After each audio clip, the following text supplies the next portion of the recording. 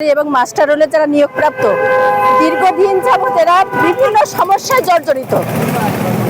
হাইকোর্টের রায় হওয়া সত্ত্বেও এরা কেন এখনো নিয়মিত কর্মচারী হিসাবে অন্তর্ভুক্ত কেন হচ্ছে না?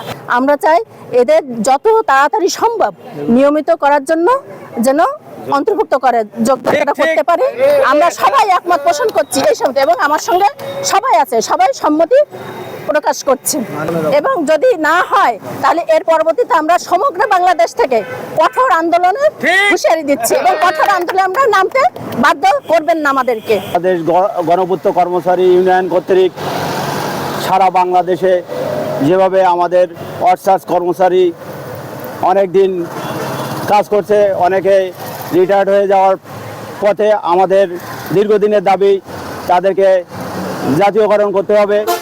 আমাদের সারা বাংলাদেশের প্রতিটি গণপূর্ত অধিদপ্তরের কর্মচারীরা আজকে একযোগে আমরা আন্দোলন করছি। আমরা সাতক্ষীরা গণপূর্ত বিভাগের সকল কর্মচারীরা একযোগে সেই দাবি জানাই।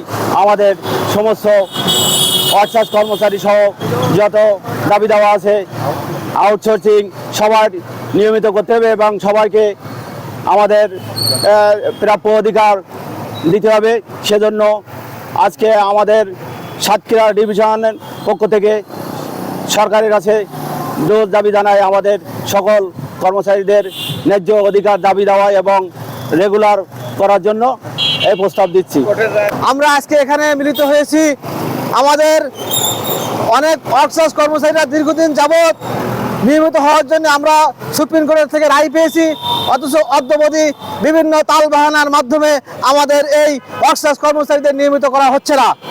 এবং আমাদের এইখানে ঠিকাদারদের মাধ্যমে আউটসোর্সিংয়ে নিয়োগ করা হয়। এই আউটসোর্সিং কর্মচারীদেরও নিয়মিত করতে হবে, নাহলে কার্যভিত্তিক কর্মচারী হিসেবে নিয়োগ প্রদান করতে হবে। এই জোর দাবি জানাচ্ছি গণপূর্ত ইউনিয়নের, সারা বাংলাদেশ গণপূর্ত ইউনিয়নের পক্ষ থেকে। এটা আমাদের জোর দাবি এবং সরকারকে এটা মানতে হবে। 1500 যে কর্মচারী আমাদেরকে আছে কার্যভিত্তিক কর্মচারী, এদেরকে নিয়মিত করার জন্য সম্মতি প্রকাশ করেন এবং এই পরিপ্রেক্ষিতে এই সম্মতির পরিপ্রেক্ষিতে এবং কোর্টের রায়, হাইকোর্টে এবং সুপ্রিম কোর্টের রায় অর্থ মন্ত্রণালয়ে প্রেরণ করা হয়। কিন্তু অর্থ মন্ত্রণালয় জিনিসটা এখনো আটকায় রাখছে দীর্ঘদিন ধরে।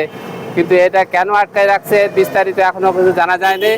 তবে উপরের থেকে যে নির্দেশনা পাওয়া যাচ্ছে যে অর্থ মন্ত্রণালয় এনে আলোচনা হয়েছে এবং চাপ প্রয়োগ করা হয়েছে এবং তারা এটা খুব দ্রুতই ছেড়ে দেবে, এরা একটা চিন্তাভাবনা তারা নিছে। তাছাড়া এর পাশাপাশি আমাদের এখানে দেখা যাচ্ছে যে ভাউচার কিছু আছে, আউটসোর্সিংও আছে, তাদেরও কিছু দাবি দাবা আছে। ভাউচার দৈনিক ভিত্তিক মাস্টার রোল কর্মচারী অবিলম্বে নিয়মিত করা এবং আউটসোর্সিং কর্মচারীদের নিয়মিত করার জোর দাবি জানাচ্ছি।